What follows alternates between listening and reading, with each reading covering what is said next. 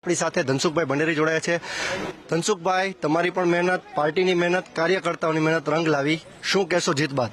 પહેલા તો આપના માધ્યમથી રાજકોટ શહેર, રાજકોટ ગ્રામ્ય બધી જ જે વિધાનસભાઓ છે, 7 વિધાનસભાના મતદારોનો એક ભાજપના આગેવાન તરીકે હું આભાર માનું છું। માનની પરસોત્તમભાઈ રૂપાલાની જીત આ રાજકોટના મતદાતાઓની જીત છે।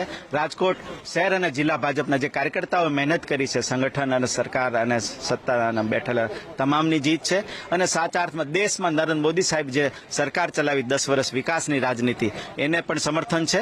અને ભાજપ કમળ સંપૂર્ણપણે ખીલું છે, આજ ગુજરાતમાં પણ હોય, દેશમાં પણ, એમ રાજકોટમાં એક રેકોર્ડ બ્રેક સાથે અમે જીત મેળવી છે। ત્યારે એનો સહર્ષ સ્વીકાર સાથે રાજકોટ મતદારોનો નમ્રપણે આભાર પણ માનું છું। અને એ દ્રષ્ટિથી પણ આવતા દિવસોમાં રાજકોટ મતદાતાઓ માટે ભારતીય જનતા પાર્ટી જેમ ઊભી છે એમ ઊભી રહેશે। ખાસ જે વિરોધ વંટોળ થયો, લેવા પટેલ હોય કે ક્ષત્રિય હોય, પણ આ બધા વચ્ચે હવે એવું લાગે છે કે તમામ વર્ગ સાથે રહ્યા છે। ભારતીય જનતા પાર્ટી હંમેશા પંચનિષ્ઠામાં માને છે।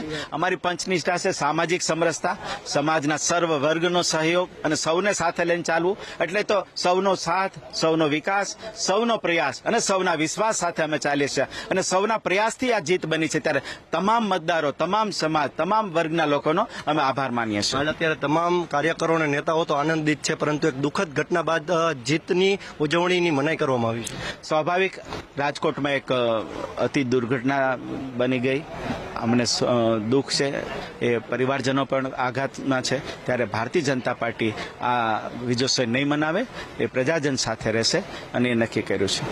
ચોક્કસથી આ હતા ધનસુખભાઈ ભંડેરી। તેઓ ચોક્કસથી કહી રહ્યા છે જીતનો શ્રેય તમામ કાર્યકર્તાઓ અને રાજકોટની જનતાને ફાળે જાય છે। અને પરસોત્તમ રૂપાલાની જીતથી તેમને કહ્યું હતું કે રાજકોટની જનતા પણ તેમની સાથે છે અને 18 વર્ષ તેમની સાથે રહ્યા છે। કેમેરા પર્સન અભય ત્રિવેદી સાથે ઋષિ દવે, ન્યૂઝ કેપિટલ, રાજકોટ।